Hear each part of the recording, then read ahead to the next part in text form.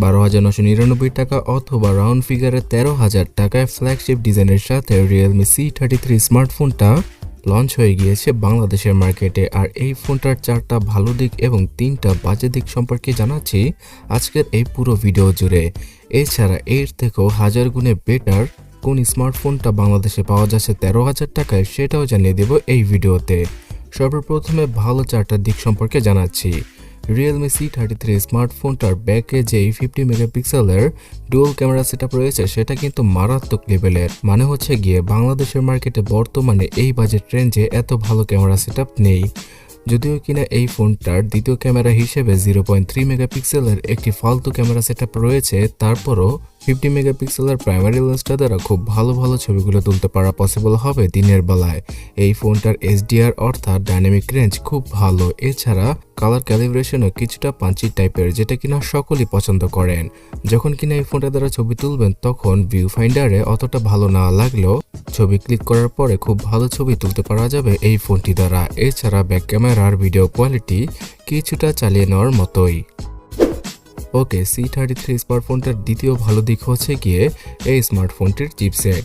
ইউনিসকের tiger সিরিজের T612 এই চিপসেটটা থাকছে ফোনটার মধ্যে, যেটা কিনা এই বাজেটে খুব কম সংখ্যক স্মার্টফোনের মধ্যে আমরা পেয়ে যাই। আর এই চিপসেটটা থাকার কারণেই ক্যামেরার প্রসেসিংটা কিছুটা ভালো লেভেলের হয়েছে।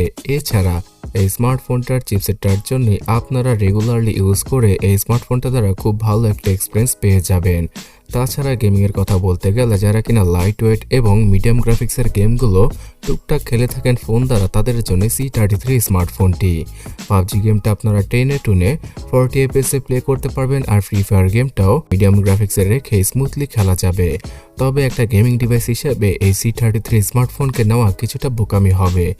আমি শুধু এখানে বলবো যে এই স্মার্টফোনটার চিপসেটটা মোটামুটি বর্তমান সময় অনুযায়ী ভালো।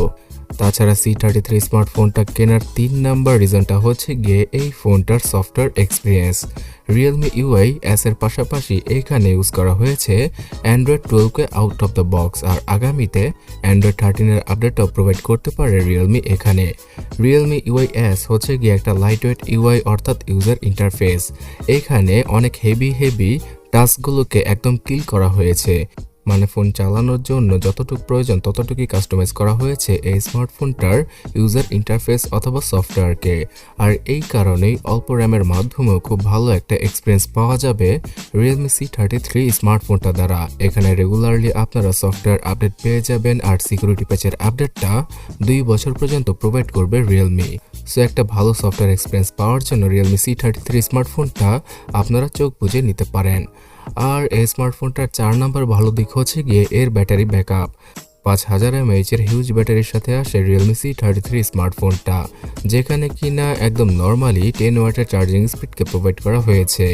এটা ভালো দিক না হলেও প্রায় 2.5 ঘন্টার মতো সময় লেগে যাবে ফোনটাকে ফুললি চার্জ করতে, এবং একবার চার্জ করে ফেললে আপনারা প্রায় 1.5 থেকে 2 দিনের মতো ব্যাটারি ব্যাকআপ ইজিলি পেয়ে যাবেন, বিকজ এই স্মার্টফোনটা অতটাও পাওয়ার হাঙ্গরি নয়। অলরাইট, ভালো দিকগুলো বলে ফেললাম, আর আপনারাও হয়তো বুঝতে পেরেছেন এই ফোনটা আপনাদের জন্য কতটা ইম্পর্টেন্ট 13,000 টাকা বাজেটে। বাট ফোনটার বাজেট দিক হচ্ছে গিয়ে এর র্যাম।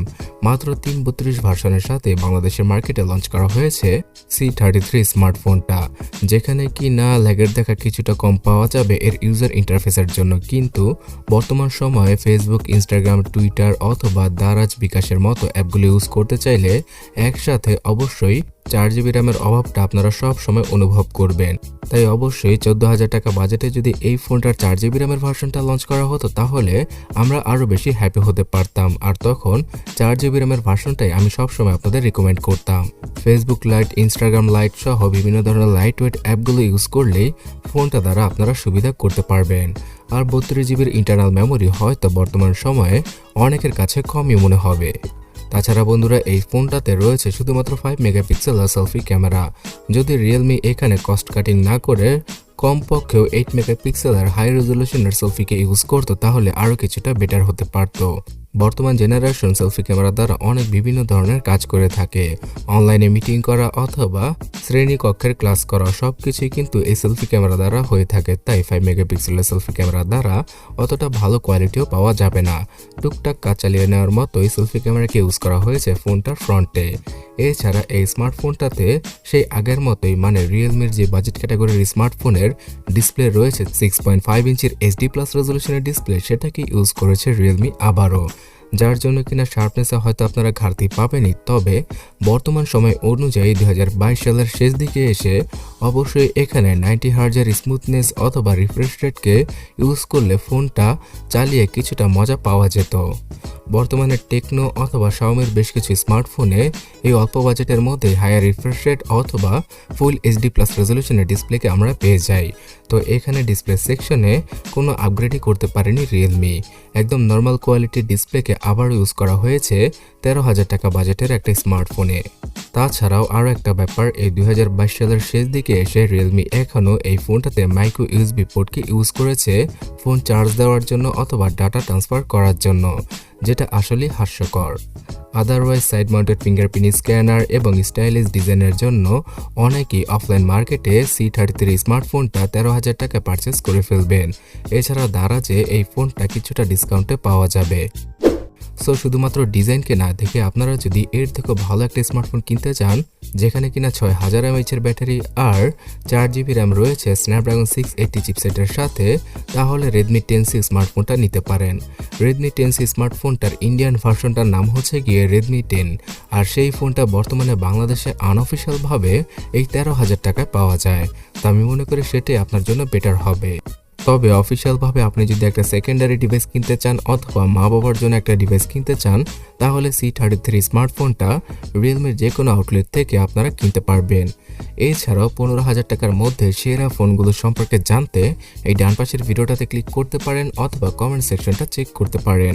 আর পরবর্তীতে রিয়েলমি C33 এবং রেডমি 10C এই দুইটা ফোনের কম্প্যারিজন ভিডিও আসবে। তো সেই ভিডিওটা মিস না করতে চাইলে সাবস্ক্রাইব আর ফলো করে আমাদের সাথেই থাকুন। ধন্যবাদ।